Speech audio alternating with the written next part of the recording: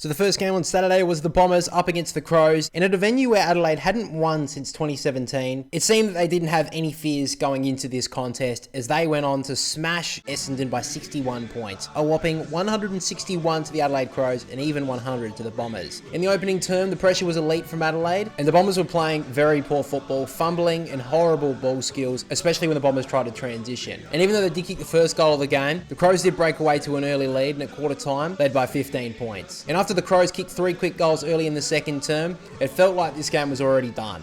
The Bombers did fight back a little bit in the second term, but the pressure simply wasn't good enough. The Crows had their way, dominating uncontested marks, and with the Crows dominating the majority of the first half, they led by 40 points at half time.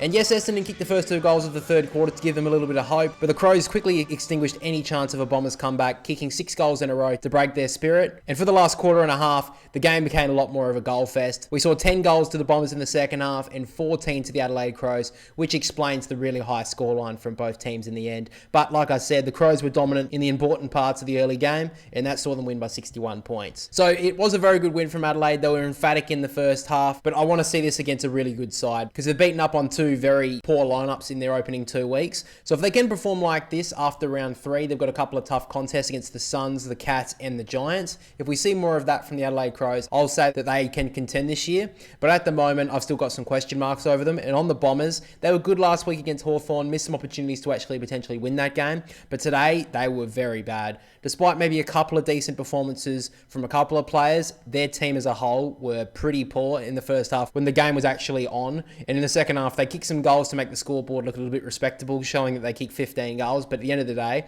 the Crows put on 25 goals in the end, which simply isn't good enough to give up as a defense.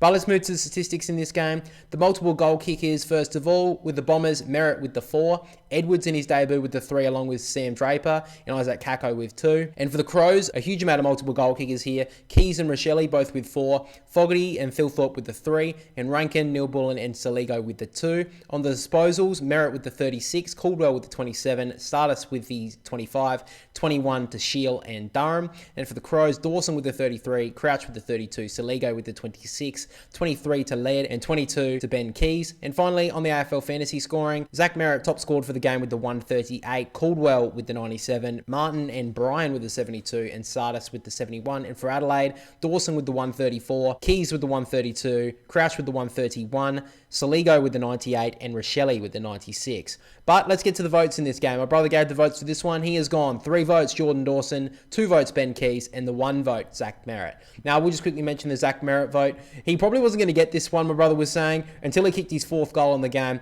And after having 36 touches and 4 goals as a midfielder, he just said he couldn't pass up giving Zach Merritt a vote here. So the second ever Boundary Riders medalist in Zach Merritt, he was the winner last year, gets his first vote of the season. Up next, we had Port Adelaide against the Tigers, and even though Port Adelaide went through a very tough week and the Tigers coming off a massive victory, it was Port Adelaide who responded very well, handing the Tigers a 72-point thumping in the end. 140 to Port Adelaide, 68 to Richmond. Now, there were a few injury concerns from this game. We'll start with the more serious ones. Jack Lukosius in the first quarter hurt his knee. It made his way off the ground. Did come back on for a few moments, but eventually was subbed out soon after. Had ice applied to the outside of his knee. So there is some concerns that it could actually be another serious knee injury. So hopefully it's not that, but real concerns there for Jack Lukosius. Sam Banks did receive an accidental head knock in the second term from Jordan Sweet. Also had a cut above his eye, but came off for a concussion test and unfortunately failed it, which meant he was out for the rest of the game.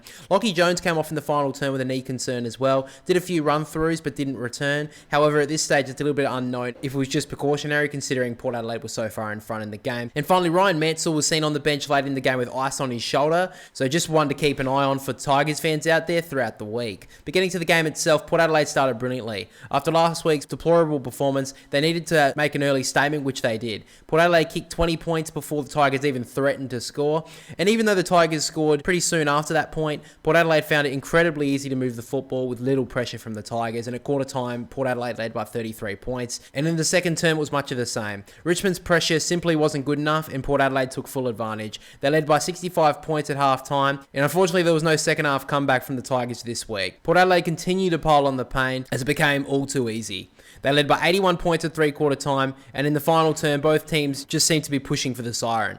Credit to Richmond, though, they did win the final term, but in the end, the Power won by a very comfortable 72 points. So Port Adelaide did respond, that's what they needed to do. I'm not too surprised they did. They've been a response team for quite a while now, and the Tigers, I think a lot of us saw this coming. Some of us thought maybe the Tigers could get another win here against a team like Port Adelaide, who had a very poor week last week, but in the end, the Tigers are a very young lineup. We'll probably see a couple of ups and downs throughout the year, that they may even record another win or two, but in the end, very comfortable win for the Power. Moving to the stats in this game, the multiple goal kickers for Port Adelaide, Georgiades with the 4 goals too, Sam Powell-Pepper with the 3 goals, along with Willie Rioli, and Rosie and Burgoyne with the 2. And for the Tigers, the only multiple goal kickers were Campbell and Armstrong, both with the 2. On the disposals, Rosie top of the table with the 39, Wines with the 33, Burgoyne 32, Farrell 31, and Mead with the 30. The Tigers, Hopper with the 24, Short with the 21, Miller 19, McIntosh 18, and Taranto with the 17.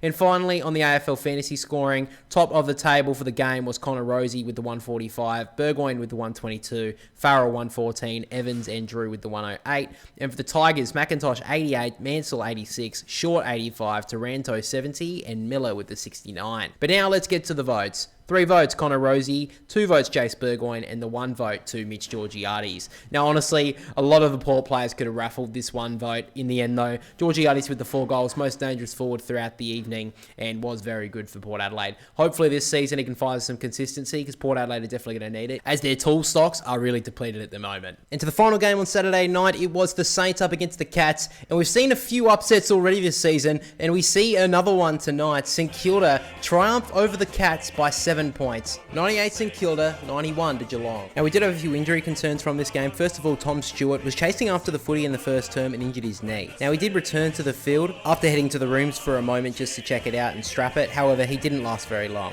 Stewart was out of the game just before quarter time, and there's a real concern about Tom Stewart. In the past, he has been pretty quick on recovery and injury, but he is getting a little bit older, and of course, with age, his injuries may last longer, so hopefully everything's all good for him, for Geelong fans. And on St Kilda, Liam Stocker got a hit to the head in the latter parts of the second term, and unfortunately failed his concussion test, which meant he couldn't return to the field. But let's get to the game itself. St Kilda had a great start with this game with the opening 2 goals. However, as the quarter went on, Geelong had a lot of territory but couldn't get it on the scoreboard. And the Saints finished with the final 4 goals of the term, and they surprisingly led by 27 points at quarter time. Now, Geelong did kick an early goal in the second term to renew hope for their side, but the Saints were on a mission and they made a massive statement in the first half. Their pressure was immense and Geelong simply couldn't handle it. St Kilda held a 40-point lead in the latter stages of the quarter. However, Geelong did steady a little heading into half-time, facing a 29-point deficit at the main break. Now, you would be forgiven in thinking that the Cats would fight back real hard early in the second half. However, it was the Saints who kicked 2 early goals to push the margin back over 40 points. However, Geelong finally started to fight back in the latter parts of the term. They finally brought some pressure and got their hands on the footy. But despite a late quarter dominance from Geelong, they didn't fully capitalise on the scoreboard, with the Saints leading by 27 points at the last change. And in the final term, as you would expect, the Cats came hard. Geelong kicked 4 goals to 1 in the first half of the quarter to set up for a tantalising finish. And despite the Cats having some big chances late, it was the Saints who held on in the end and won by 7 points. So St Kilda, I don't think the biggest St Kilda fan would have seen this coming. What a performance they had this week. In contrast to last week, they looked lethargic. They couldn't hit a target last week. They looked like a team that was going to be finishing in the bottom 4. And this week, they're one of the best pressure teams that I've seen in a very long time. And Geelong simply couldn't handle their pressure. They were playing like a finals team, the Saints. And Geelong, they didn't really show the respect that St Kilda deserved in the first half. The Saints' pressure was good, but Geelong didn't seem to be up for the fight. They couldn't get their hands on the footy. They didn't seem to really want it that much. And to be honest, Geelong didn't deserve to get that close in that game. St Kilda were brilliant and deserved to win it by 5+ goals. But as a good side will do, they will fight till the very end. But St Kilda, all the credit deserved. Great win from them. Let's move to the statistics in this game. Jack Higgins was the top goal scorer for the Saints with the 4.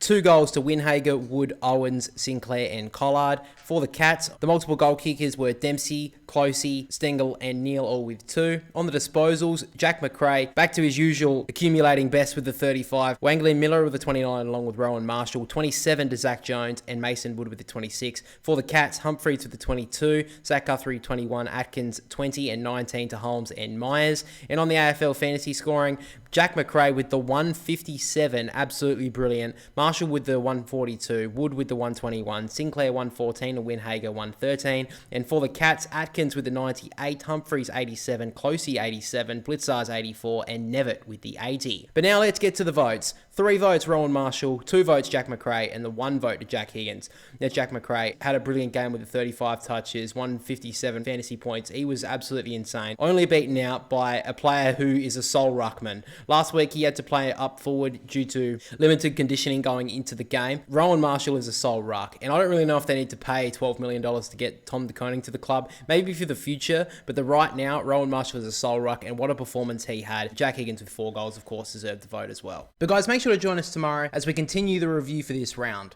But that is all from me, so we'll catch you all next time.